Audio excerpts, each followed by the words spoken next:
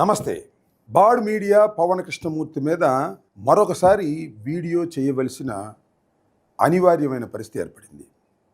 ఎందుకంటే కొన్ని రోజుల క్రితం నేను 48 గంటల్లో క్షమాపణ చెప్పండి, ఆ వీడియోని తొలగించండి అని నేను ఒక వీడియో చేశాను. దానికి సమాధానంగా ఆయన మరొక వీడియో చేశాడు. దానిలో నా తప్పుల్ని సరి చేసుకుంటున్నాను అని చెప్పాడు. అంటే అతను తప్పు చెప్పానని ఒప్పుకున్నాడు, సరి చేసుకున్నాడట. మళ్ళా నేను 48 గంటల్లో ఆయన క్షమాపణ చెప్పాలంట. ఎందుకు చెప్పాలో నాకు తెలియలే. అంత తేలిగ్గా క్షమాపణ చెప్పేటటువంటి వ్యక్తిని కాదు. అడిగితే చెప్పను, అడగకపోయినా నేను తప్పు చేస్తే చెప్పేటటువంటి స్వభావం కలిగిన వాడిని అనే విషయం బాడ్ కృష్ణమూర్తి వెనుక ఉన్నటువంటి వ్యక్తులు తెలుసుకోవాలని ఈ సందర్భంగా మనవి చేస్తున్నాను. ఈ బాడ్ పక్షి, నువ్వెంత పవన్ కృష్ణమూర్తి ఒక పిచ్చుక లాంటి వాడివి. నీ వెనుక బాడ్ చాలామంది ఉన్నాయి. గెద్దలున్నాయో రాబందులున్నాయో రాబోయే కాలంలో చాలా క్లియర్గా తెలుస్తుంది. కాబట్టి నేను చెప్పదలుచుకున్నది ఏమిటంటే క్షమాపణ చెప్పటం కాదు, అంతకుముందు వీడియోలో కూడా చెప్పాను, ముందుంది ముసళ్ళ పండుగ అని. ఖచ్చితంగా ఆ మాట మీద నిలబడుతున్నాను. ఇంకోటి కూడా చెప్తున్నా, నీకు ఒళ్ళు బలిసిన మాటలు మాట్లాడుతున్నావు. ఏ పద్ధతిలో మాట్లాడాలో ఆ పద్ధతిలో మాట్లాడుకోకుండా తప్పులు చెప్పి అన్యాయమైన మాటలు మాట్లాడి మళ్ళీ నేను క్షమాపణ చెప్పాలని కోరుకుంటున్నావంటే నీకు తల ఎంత పొగరుగా ఉందో మీడియాలో అర్థమవుతుంది. నువ్వు విలేకరువా? ఏదో చెప్తున్నావు కదా, బీకామ్ ఎంబీఏ చదివానని. ఏం బీకామ్ ఎంబీఏ చదివితే నీకు జ్ఞానం ఉండాలిగా. జ్ఞానం లేకోకుండా పొరపాటు పడ్డానని చెప్తావేంటి? పొరపాటు పడ్డానని ఒప్పుకున్నావు కదా, ఎందుకు పొరపాటు పడి చెప్తున్నావు ఎయిర్లోకి వెళ్ళే ముందు? ఇలాంటి తప్పుడు వ్యాఖ్యానాలు, తప్పుడు కథనాలు చేసి మళ్ళా నేను నీకు క్షమాపణ చెప్పాలని కోరుకుంటాను. ఈ పక్షి పుట్టిందే వైఎస్ఆర్ కాంగ్రెస్ పార్టీని దూషించడానికి, చంద్రబాబుని లోకేష్ని మొయ్యటానికి. ఏంటంటావు, మాకు ఫండింగ్ ఎక్కడి నుంచి వస్తుంది, లోకేష్ నుంచి వస్తుందా, నిరూపించు, దీనికి క్షమాపణ చెప్పు అంటున్నావు కదా. చెప్తున్నా, ఖచ్చితంగా లోకేష్ నుంచే నీకు ఫండ్ వస్తుంది. అందుకనే ఇలాంటి పిచ్చి పిచ్చి వీడియోలు చేస్తున్నావు. ఇంకొక విషయాన్ని ఇక్కడ చెప్తున్నా, చూడు, కొన్ని ఫోటోలు చూపిస్తాను. తెలుసు కదా, కొమ్మినేని శ్రీనివాస్ గారు సుదీర్ఘకాలం జర్నలిజంలో ఉన్నారు. ఆంధ్రజ్యోతి, ఈనాడు, ఎన్టీవీ, టీవీ5 చాలా ఛానల్స్లోనూ పేపర్లోనూ పనిచేసినటువంటి సీనియర్ జర్నలిస్ట్. ఎందుకు చెప్తున్నానో మళ్ళీ చెప్తాను నీకు. ఈయన కేవీ రెడ్డి, ఈయన కూడా జర్నలిజంలో చాలా పేరు ప్రఖ్యాతులు గడించినటువంటి వ్యక్తి.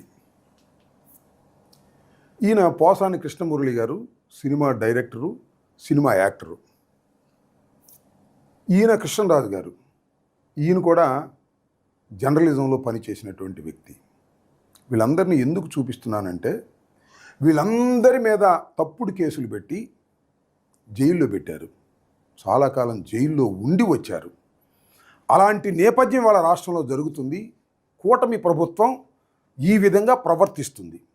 ఆ నేపథ్యంలో నువ్వు వైఎస్ఆర్ కాంగ్రెస్ పార్టీని బదనాం చేయాలని, కూటమిని పైకి లేపాలనేటువంటి ఉద్దేశంతో నువ్వు ప్రయత్నం చేస్తున్నావు. నీ వీడియోలు చూస్తే ఎవరికైనా అర్థమవుతుంది. ఎందుకంటే ఒక ఛానల్లో చెప్పేటటువంటి మాటలు కానీ వ్యాఖ్యానాలు కానీ 2-3 వీడియోలు చూస్తే చాలు, ఇది ఎవరికి ఫేవరబుల్గా పనిచేస్తుందో అర్థమైపోతుంది.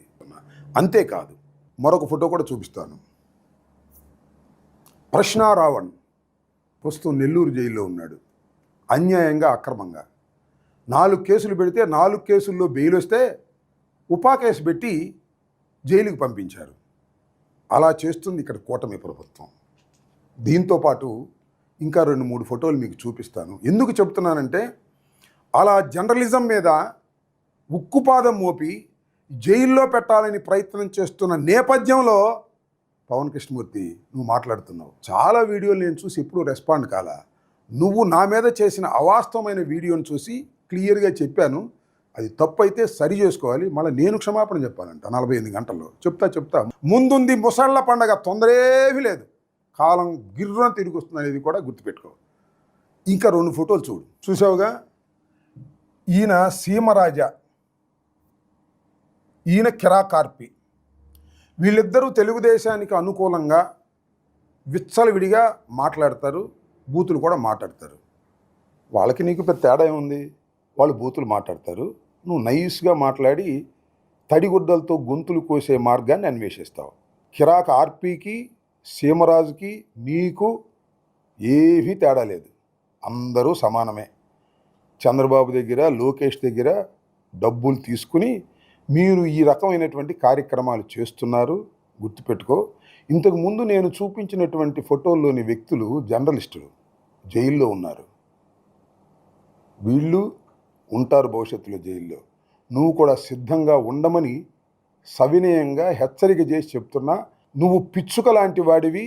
ఈ బాడు మీడియాలో నీ వెనకాలన్న గెద్దలు పిచ్చుక మీద ఏదైనా ఆయుధం వేస్తే వస్తాయో రావో ఒకసారి ఆలోచించుకుని భవిష్యత్తులో మాట్లాడు.